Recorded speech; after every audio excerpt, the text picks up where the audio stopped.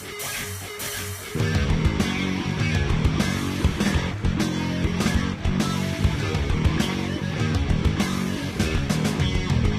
everybody, welcome to the Daily Muddy. I'm Brittney Bowl, and today my guest with me is Carla Gordan. She is a member of the Jewish community here in Quincy, and we're here to talk about Hanukkah. Yes, we are. Yes, we are. Hanukkah is coming up pretty soon. It is. And, you know, I don't know much about Hanukkah myself, and I was really hoping that we could get somebody on the Daily Muddy just to give a little bit of a rundown about the history, the traditions, and how you're practicing today. Yes, I will be glad to do that. We can sum it up in less time than it took for the Maccabees. For the setup? For the setup this morning, yes. I love your tchotchkes. Yes. Is what I was calling them. We had to move our tchotchkes to see everything that you brought for us. Yes, and needless to say, I have much more at home because I have been practicing this since my parents were Jewish and I was brought up Jewish.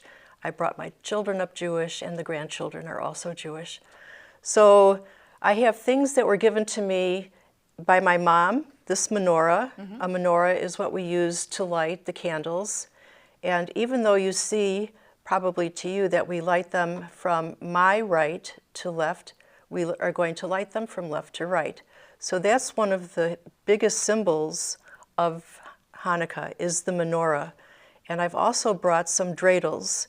Now, some people are used to having dreidels or seeing dreidels because in the Chicago area, Los Angeles, New York, there's a much greater community of Jews, and they would have many of these things.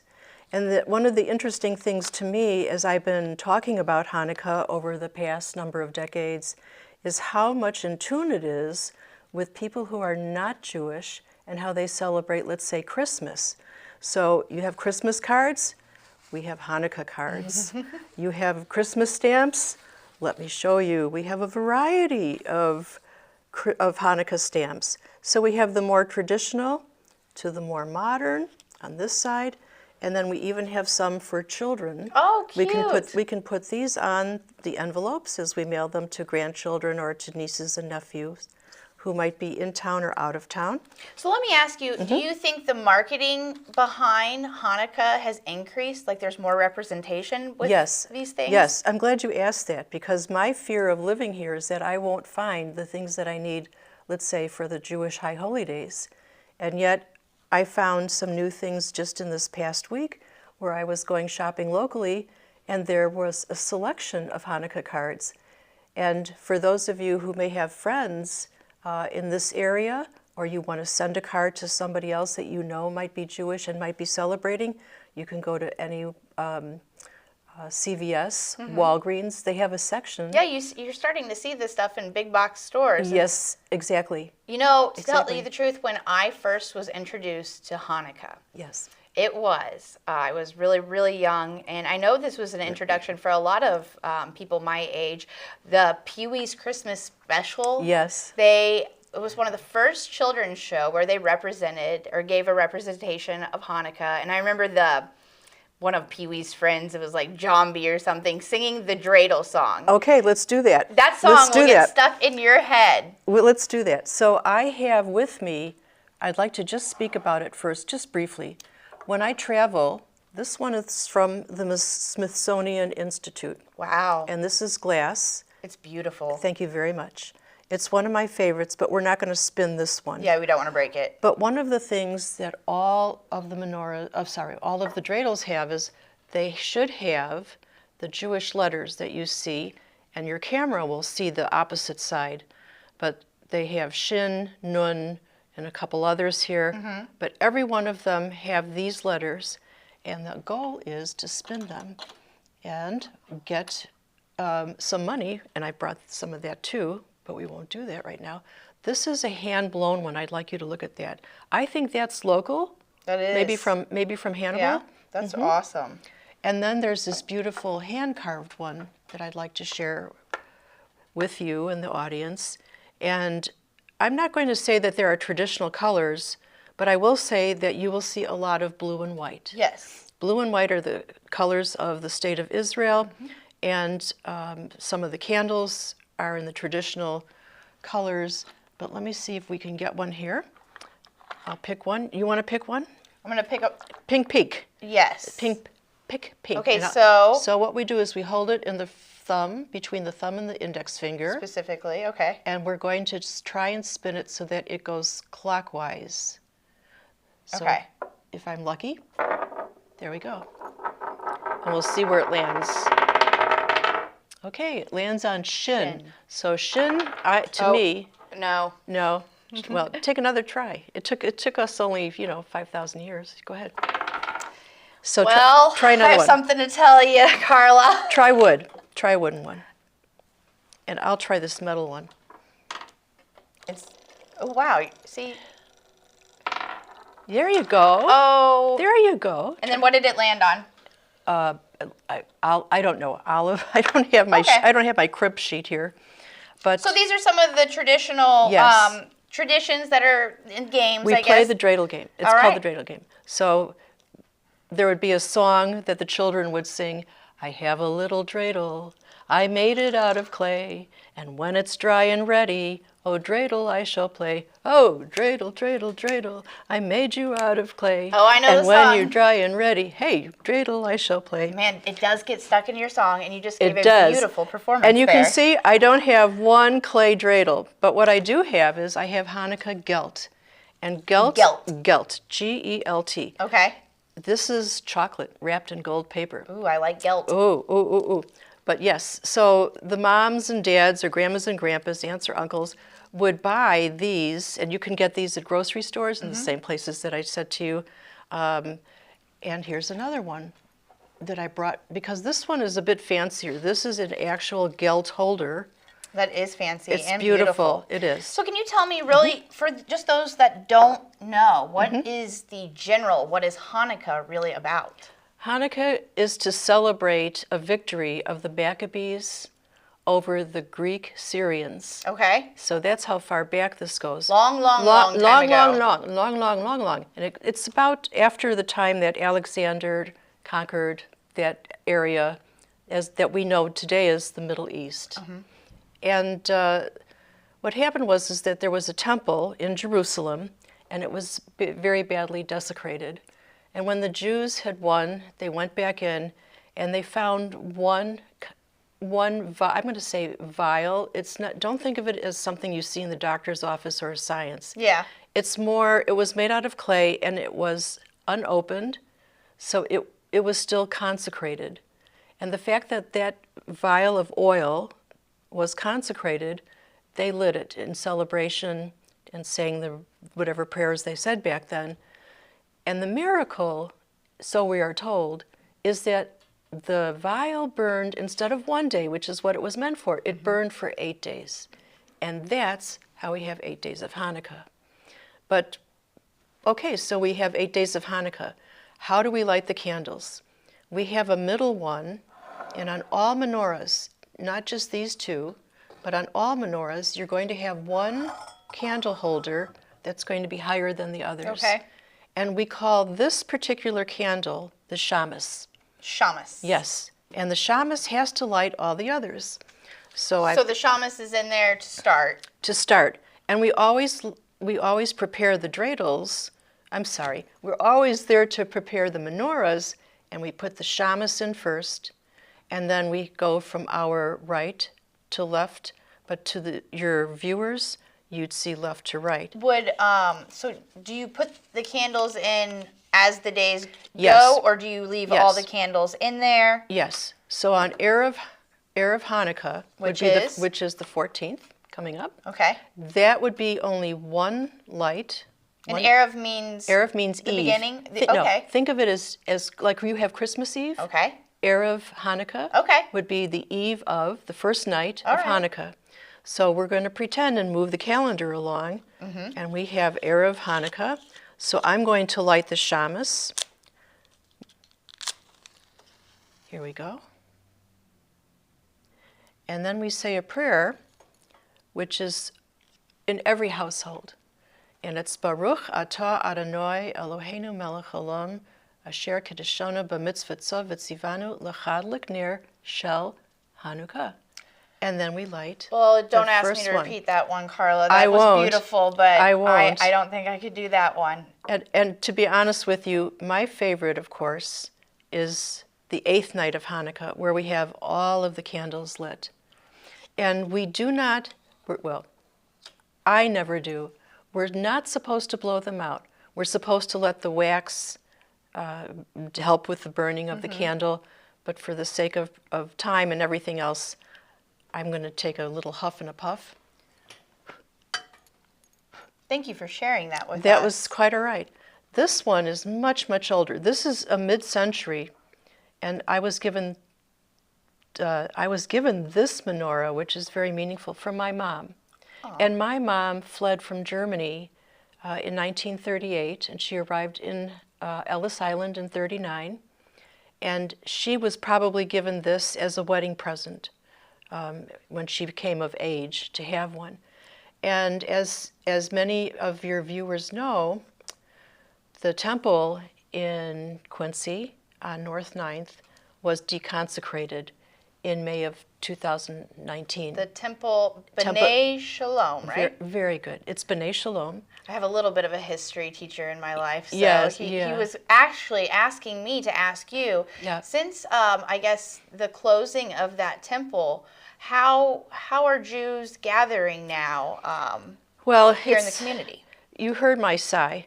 It's really rough here. It's really rough in Quincy, not because Quincy makes it rough. It's because most of our congregation has died, or their kids, like my own 3 kids, moved out. Okay. As soon as they hit university or college or JCO, out they go, and they don't want to come back. Yeah. And then they can celebrate on campus. There's a campus Jewish organization called Hillel, and the kids can celebrate on campus. But for me, I celebrate at home. And I have invited friends over years past, come for Hanukkah. Yeah. And they come. It's just amazing. I'm just so happy. That you invite friends that are non-practicing too? No, they're not Jewish at all. Awesome. There are no Jews. There may be 1 or 2 others who were born Jewish. We have a couple that have converted, but that's all I know. Yeah. I really don't know any. There's another couple in Hannibal. The Hannibal temple united with B'nai Shalom in 1970, and so we have their Torahs with our Torahs. So there is one over in Hannibal still? Or? No, it's become a church. Okay. And we sold ours to a group who were out of Des Moines, but the temple is not. They're no longer even practicing there now. So the temple has been abandoned. And you mentioned that some of the resources that you've been using now is maybe doing things you said online. Yes, anybody can go online and look up the festival of Hanukkah. It's a happy festival. So Rosh Hashanah, Yom Kippur, those are the 2 big ones at the beginning. Very solemn, very solemn. But I also want to hold this up because this was really a study guide for me early on when I would go visit classes. It's called the Jewish Book of Why. And if you have a question, it's going to be answered in here. So it can give you a thumbnail sketch of the basics of Hanukkah. I've shown you most of the things that are traditional, but I want to talk about the latkes, if I might, for a moment. Absolutely. So, is this a food? It's a food. Okay. Potato pancakes. Is this your favorite part of Hanukkah? Absolutely. All right, that's what I wanted to ask. And I have to say, with quite a bit of amusement, some of the kids out there who are now in their 40s might remember me from doing and having the students at Baldwin, make potato latkes from scratch. And so we brought it in electric fry pans and so on. And I have to admit, after all these years, that after the last latke was browned and served, the entire of Baldwin West went kaboom. We had blown all of the... It was me. It was me. So you taught at Baldwin for years? I was a substitute there, yes. And I did art. I did an art program. The latkes explosion, yes. Yes. Every child had 1 or 2 latkes, and we serve it with applesauce. Yum. And some people put sour cream. I put cinnamon on my applesauce that I make from scratch. Oh, wow. And it's my grandma's recipe. And then I make potato pancakes. And there are many ways of making them. But for the students, we literally took the raspers and took the potatoes by hand and rasped them. And then I added eggs and salt, a little bit of onion, and matzah meal. Matzah meal is a piece of matzah that's been very finely ground. Okay. It's a very good binder. Many people will use flour, breadcrumbs. That's all right too. And then it's a matter of, I like Crisco. Some people like vegetable oil. Mm-hmm. If you're a chef or a cook listening, don't use olive oil. Please, don't use olive oil. Use the vegetable oil or Crisco. And then fry them up until they're nice and brown and crispy, and then serve them with applesauce. Sounds delicious. It's lunchtime as we're recording this. Yes. My stomach's growling. You're making me hungry.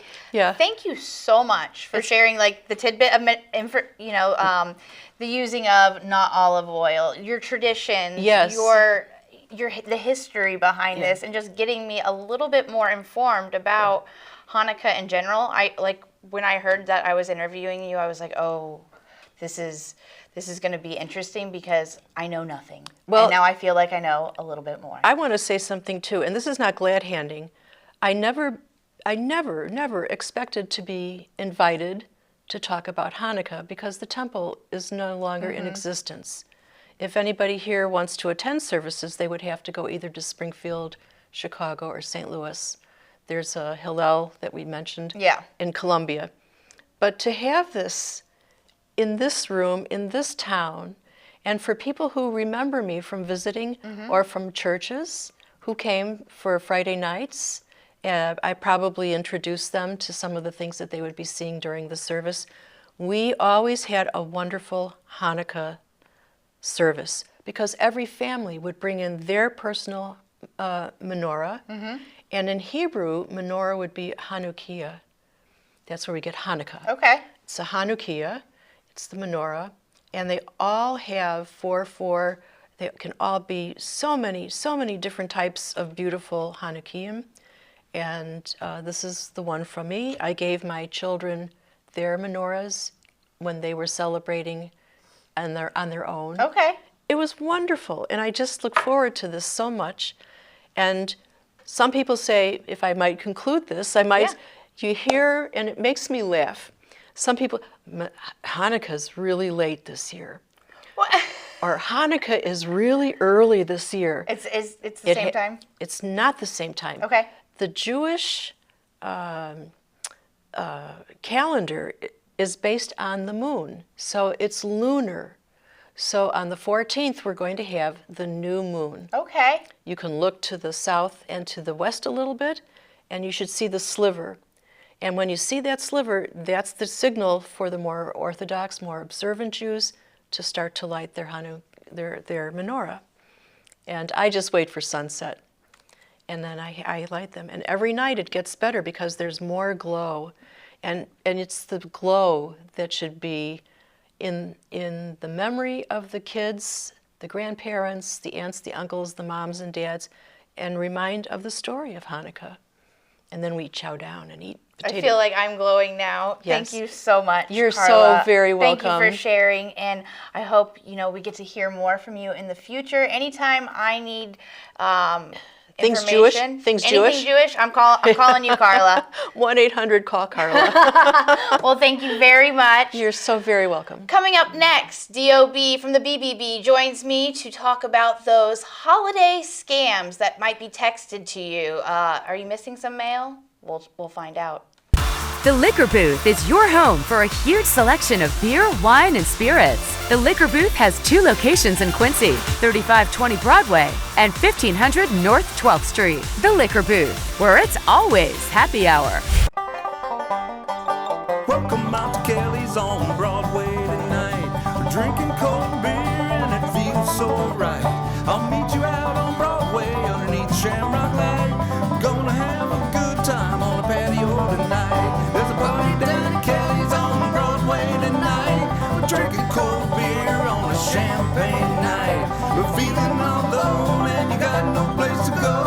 So come down here and drink a beer on Kelly's patio.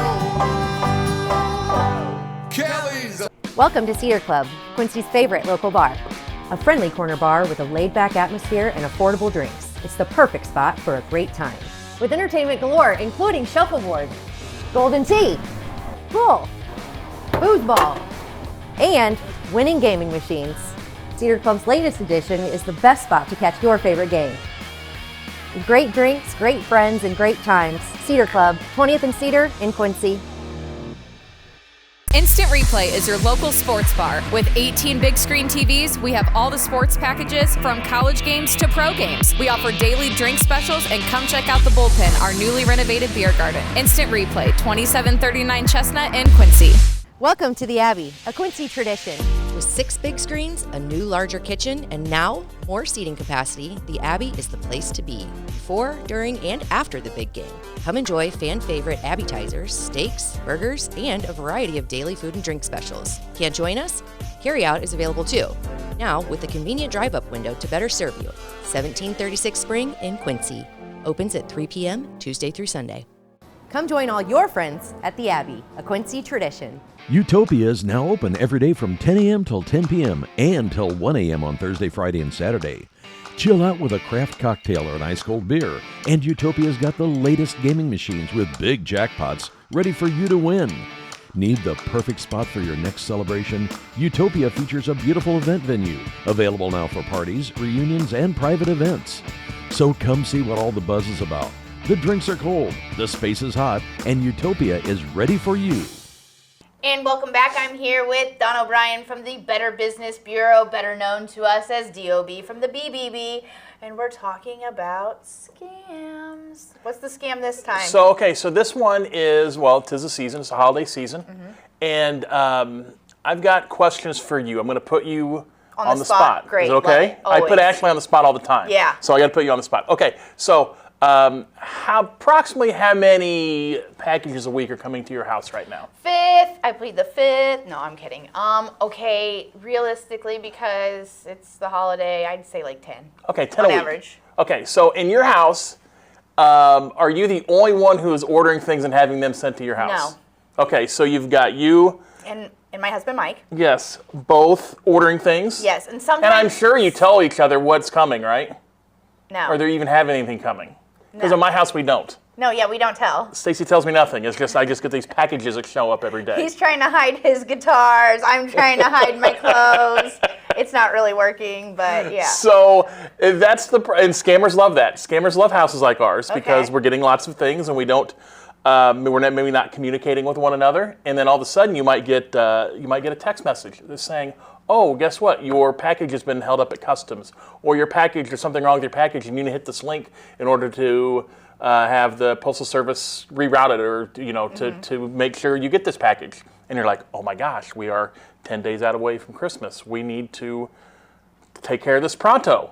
And you start clicking links and all that. Don't click links and all that. We want you to think before you act, rather than acting and then thinking about it afterwards. Okay, well, that's a problem with me sometimes, but all right. Okay, so because what happens is they'll put links in those text messages that you receive, and they'll direct you to places that you don't need to be. They're trying to fish. They're fishing for your information, more likely your credit card information. I doubt if they get Social Security number out of you, but again, they want the credit card. They want whatever they can get out of you personally. Can they get that just by simply clicking on the link, or are they like? Well, then you would be asked to put, what was your credit card, or how was your method of payment that you put in for this? So, we just ask you at this time of year because you have it coming from all angles. This used to be not a big deal because 10 years ago, think back to 2015 and how much you may have gotten online shopping. Yeah. Probably a little bit maybe, but not a lot, but it's exploded, especially since COVID. So, and the scammers love that. They go to what's in the news and what's happening, and right now that's the holiday season and people getting all these packages. So you need to really track what you've got coming in. Not that you're the USPS expert, but so is there ever a time that I am going to get that message and it's legit? So it's interesting. They're certainly not going to call you. more than likely they're not going to email you. But now the U.S. Postal Service is using some text messages to let you know. And what they do is they verify that your package has arrived. Okay. And I think that's something you have to ask for once you send something out. But nothing where it's correct. They're not going to say, hey, Brittney, your package has been lost or anything like that, or it's held up at customs, or they make excuses up. So these things are very easy to fall into a trap. This time of year, you also have to worry about, not only do you have to worry about scammers who are trying to get your information while you're getting these packages, you have to worry about the packages themselves and porch pirates. Yes. This is their favorite time of year because they're the FedEx delivery driver, the UPS, Amazon, you name it, they're out there delivering. So you want to make sure that when those packages are delivered, you get them as soon as you can. Get them off your porch. So it stinks because I have my Ring camera, and you know I saw earlier the Ring camera went off. They have packages there, so as you're telling me this, I'm just like sweating because I'm like, man, I hope my packages are there. Yes. It's almost to the point where I'd rather not know with the Ring camera notification. But that's you've got that. That's good that you have that Ring camera. But I guess I could always screenshot the porch pirate if. Well, yeah, but then finding him or her would be tough. So a couple alternatives you might want to have. If you have somebody in your neighborhood, a friend or a relative or neighbor that you know is home, sometimes ask them. I'm that guy in our neighborhood because I work from home. Yeah. So if I've helped people get TVs into their house before because they'll give me their code and You let the dog out. Correct. Bob's all dog. the times. Yes. All the dogs. Yes. So I'm that guy in our neighborhood. So find a guy in your neighborhood that can take those packages in for you, and you can get them after you get home that night. Or if you're in an office all day, if your employer allows it, have those packages sent to your workplace. So that way you might have to take them home with you at night, but that's another place to go. Again, you just really have to make sure that you try to stay safe and don't just act when you get one of these things. That happened to someone I know last year, a young person who had bought a gift for a loved one. He thought there was something wrong with it, so he clicked the link and gave him his credit card information, and he had to get a new credit card. So he didn't lose any money or anything, but it's just, it's the inconvenience of having to do all that. I feel like the way they disguise these text messages, though, it's like it is alerting right away. You're like, oh, God. And so, yeah, yes, very much. They want you to have a sense of urgency. Think before you act. Think before you act. We could do that in all walks of life, but especially with stuff like this. Yes. Thank you. Awesome. Thanks for having me. Thank you. Happy holidays to you. Same to you. It was a nice treat to see you today. It was a nice treat to see you as well. I hope you enjoyed our guest earlier. I feel like I've walked away from this Daily Muddy now knowing so much about You've learned a lot today. So many things. We'll catch you here tomorrow for tomorrow.